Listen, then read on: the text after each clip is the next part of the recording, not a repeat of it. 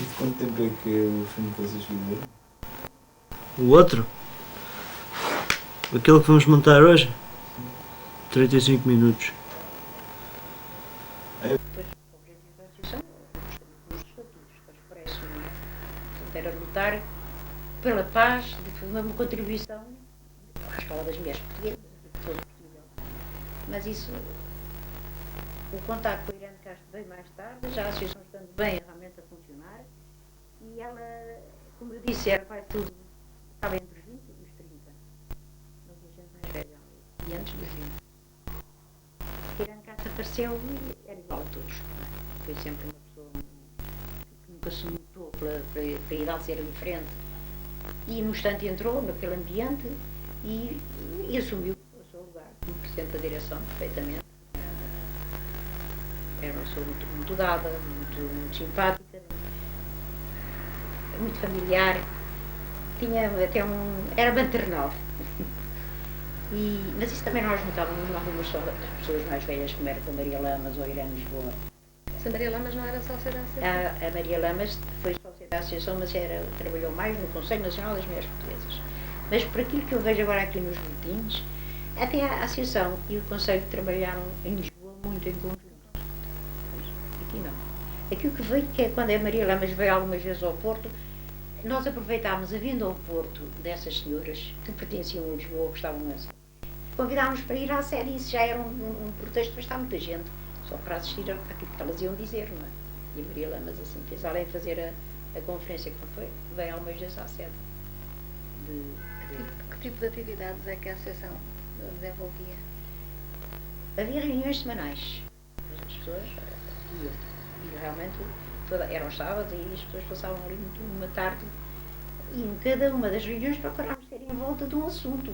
Em que uma sócia, um grupo de sócios ou uma comissão tinham estudado determinado programa, por exemplo, a vida da Madame Curie.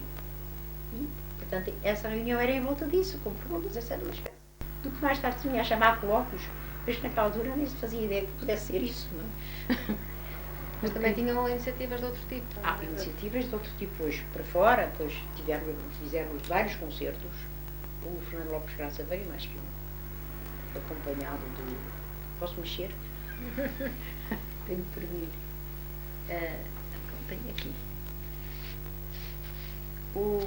Exposições.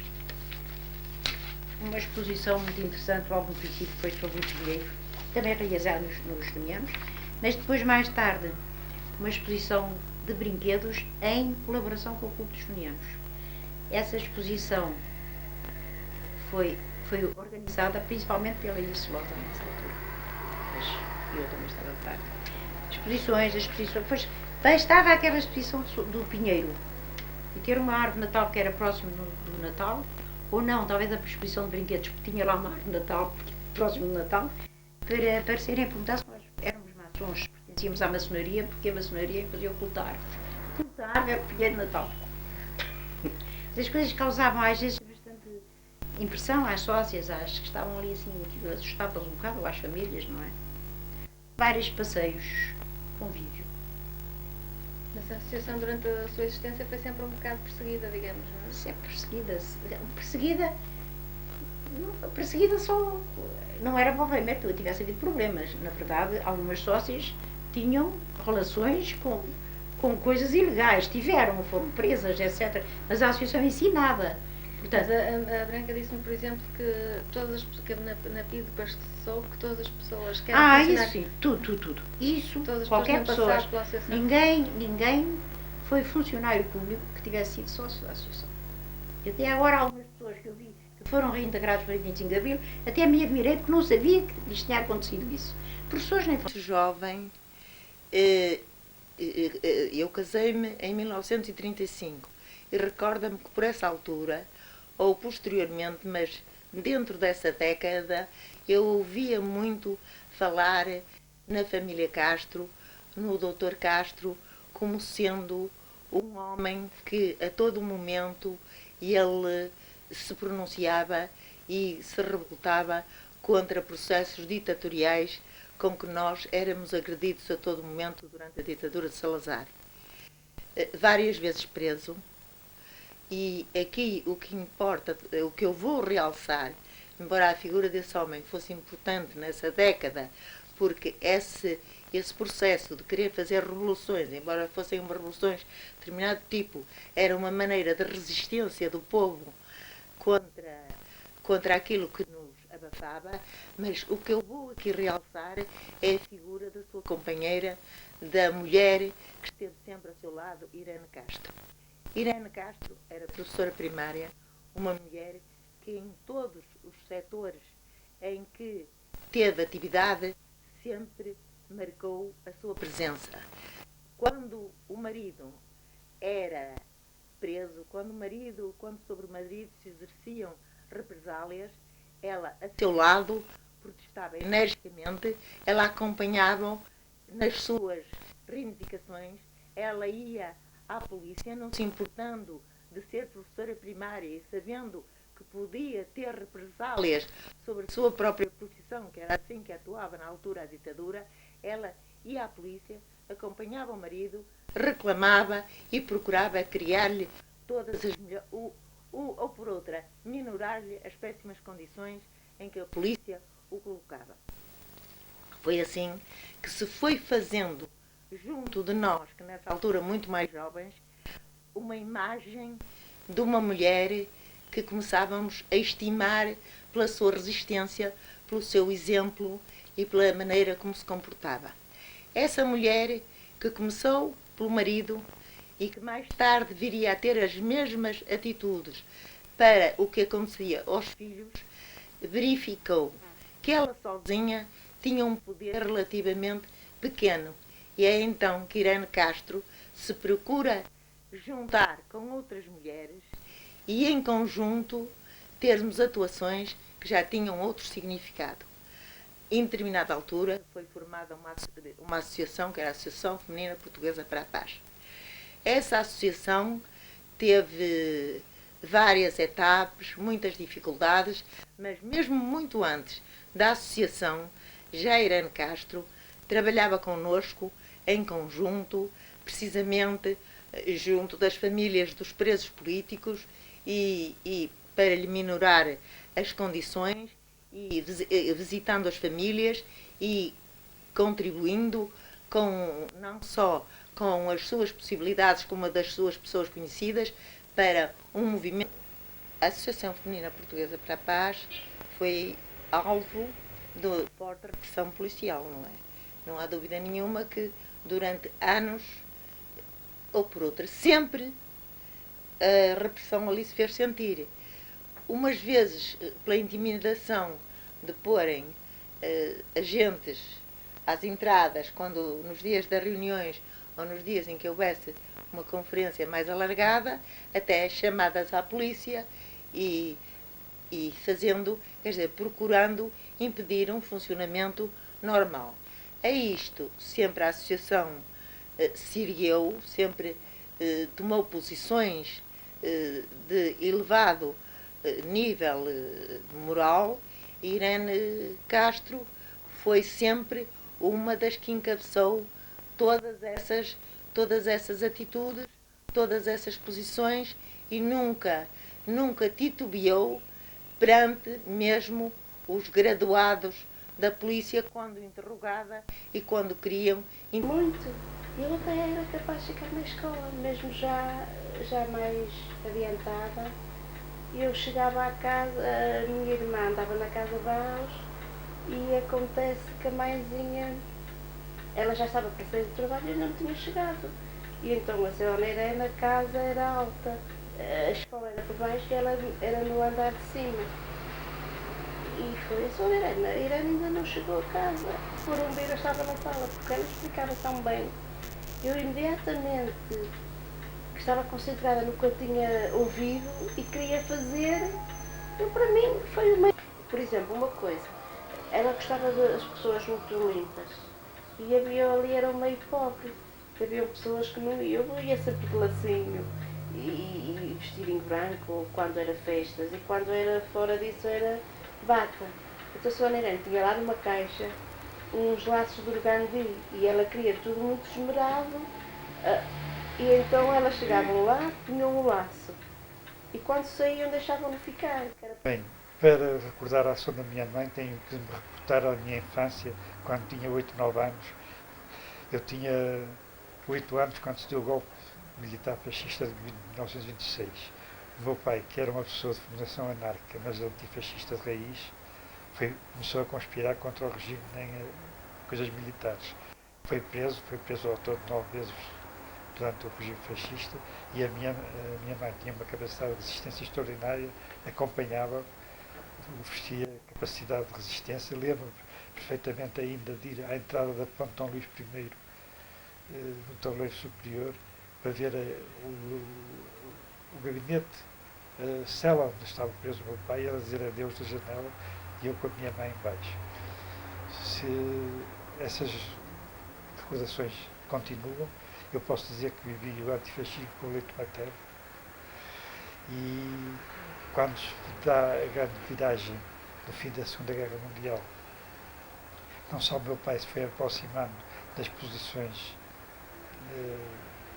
de posições não anárquicas. Eu, por exemplo, chegou a ser da comissão do Arlindo Vicente, depois do Humberto Delgado, mas a minha mãe, já uns anos antes, tinha uma resistência que se efetivava através de uma ação de massas. Lembro por isso que ela, embora compreendendo e como mãe sofrendo com as prisões dos filhos, todavia, nem por isso abandona a sua ação, nem disse aos filhos para abandonarem a atividade política. A única coisa que me lembro dela me ter dito é ter cuidado. Ela própria tinha encontros partidários. Tanto ela como o meu pai recebiam funcionários da ilegalidade, o Pijós, por exemplo. Lembro de o Pijós ter discussões com o meu pai sobre política. E a nossa mãe, e a minha mãe, essa tinha uma posição que se identificava com o partido. E era militante, tinha encontros. Eu não sabia nada desses encontros, mas sabia que ela tinha encontros partidários. Ao mesmo tempo, ela lutava na face legal, na Associação Portuguesa para a Paz. Foi uma das pessoas que moveu a vinda do poeta do Amarante, Teixeira de Pascoais, ao Porto, fazer uma conferência sobre a paz. E era no período em que estava lançada a Guerra Fria do imperialismo. Portanto, são estas coisas mais percussientes que eu me recordo da ação da minha mãe e a grande alegria que ela teve no 25 de Abril. Estou convencido que a legislação posterior ela teria uma capacidade de encaixe com os outros, para compreender com os outros, mas já não viveu esses momentos. Faleceu no auge do processo revolucionário e teve com toda a satisfação no Congresso Legal do Partido. Eu lembro de haver lá, o primeiro que se realizou depois de 25 de Abril. E realmente era uma pessoa com uma dedicação extraordinária, uma capacidade, uma resistência, sobretudo nos anos mais negros do fascismo, até 45, 46. Realmente ela acompanhava o marido e os filhos e ela tinha uma capacidade de resistência à ação da PIDE. Olha, eu posso falar, falta ali, Sim, falar de Irene Carlos sobre 3 aspectos que eu conhecia profundamente. Primeiro, como aluna estagiária dela na escola da Sé, onde ela me recebeu de coração aberto, que eu ia muito nervosa, muito perturbada, era a minha primeira vez, não é? Ela pôs-me logo à vontade, disse-me como era o meio da Sé, que tinha de falar com as crianças, foi uma coisa que me impressionou extraordinariamente. Estas são crianças muito boas, mas muito já traumatizadas pela vida, porque sabes o que é o meio da Sé. Elas até, lembram-me desta frase textual dela, são capazes de saber mais da vida do que tu. Eu naquele primeiro dia fiquei chocadíssima, então. Mas depois vi que realmente o contacto que ela tinha com as crianças, a humanidade, o carinho, a ternura, que eram crianças difíceis, isso não era uma realidade, não é? E o que ela levava, como ela conduzia aquelas crianças, foi uma coisa que me marcou para toda a vida, quer dizer, e que me deu, fiquei com aquele exemplo de professora que eu vi e que não posso deixar de referi, não é que foi muito importante. O segundo capítulo foi Mãe de Família. Claro que ela era o estilo da mãe galinha, que tinha tudo debaixo d'asa, que ela só era feliz assim, tendo todos, mas estando atenta sempre aos problemas de todos e procurando resolvê-los. E de que maneira? Que a própria pessoa não sentisse que ela que o estava a resolver. Porque ela era mesmo assim e nós pensávamos nela e dizíamos, ela é capaz de resolver. Eu penso que qualquer familiar é capaz de pensar isto dela. Eu penso que ela estava presente quando era preciso. Que era, estou a dizer realmente. Depois conhecia outra faceta como Presidente da Associação Feminina Portuguesa para a Paz. Um cargo muito difícil, no fascismo, com uma vigilância apertadíssima da PIDE. Portanto, tudo era muito difícil, não é? Com as sócias de sensibilidades diferentes, portanto, também todas essas sensibilidades vinham à flor da pele. Portanto, também era preciso uma pessoa ao mesmo tempo com pulso, não é? Com segurança, para conduzir esse barco à parte toda a repressão que havia em volta, não é? E, no entanto, a Associação Feminina, num período que a palavra paz era subversiva. Sim, a Associação Feminina Portuguesa era uma organização subversiva. Falar em paz. Por exemplo, para convidarmos a Maria Lamas, Teixeira Pascoais, a Irene Lisboa, a Isabela Buinglês, tudo foi uma dificuldade e era preciso pedir autorização ao governo civil. Não se podiam fazer todas essas coisas e estava sempre um PIDE.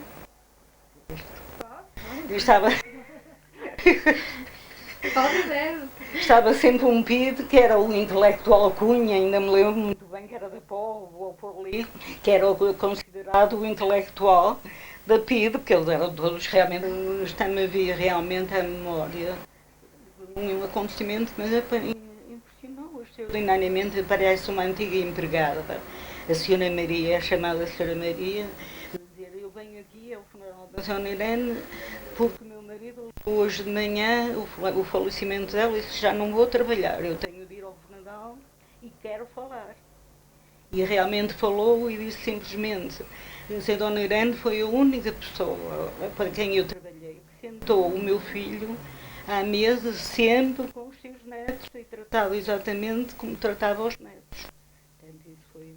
Bom, em primeiro lugar, eu penso que para se avaliar a personalidade da minha mãe é necessário inserirmos no tempo em que ela fundamentalmente viveu. Bom, esse tempo é o tempo fundamentalmente dos 48 anos de fascismo em Portugal, com condições de extrema dificuldade, em que se pode dizer, como agora se vê por vezes em alguns filmes que a televisão de vez em quando, em especial no segundo canal, projeta, se tratava praticamente de um país ocupado. Quer dizer, não se podia falar, já não digo escrever, mas não se podia sequer falar sem olhar para o lado, por exemplo, num café, para ver quem estava ao lado, porque podia ser um informador da PIDE. Quer dizer, havia milhares de informadores da PIDE, além dos agentes, havia milhares de informadores, em todas as repartições públicas, quartéis, etc., de forma a exercerem um controle apertadíssimo sobre aquilo que se dizia. E as consequências eram naturalmente as prisões. E naturalmente que é mais sabido que milhares de pessoas foram presas, muitas delas foram até torturadas, milhares também torturadas, e algumas centenas mortas, assassinadas pela PIDE, algumas dezenas no campo de concentração de Tarrafal e outras aqui dentro do país, ou nas prisões na PIDE ou no exterior, como é o caso, por exemplo, do médico Adolfo Ferreira Soares, que foi assassinado no consultório pela PIDE, ou, por exemplo, o Pradel Pedro Diniz, que foi assassinado numa estrada perto de Bucelas, quando ia de bicicleta.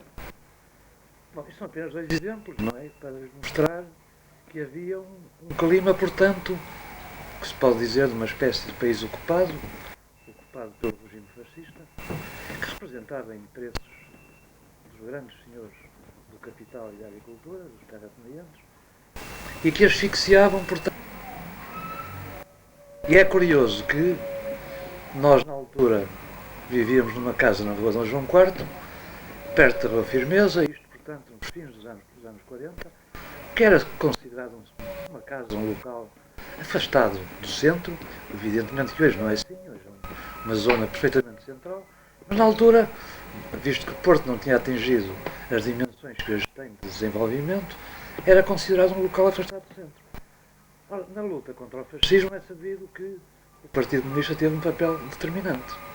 Foi a força que mais se empenhou, nomeadamente atuando organizadamente e através de militantes seus que se dedicavam única e exclusivamente à luta contra o fascismo e que eram chamados funcionários do Partido Comunista, que abdicavam, enfim, de todas as comodidades pessoais, tinham uma vida cheia de dificuldades e que, portanto, viviam do apoio que tinham de pessoas simpatizantes antifascistas.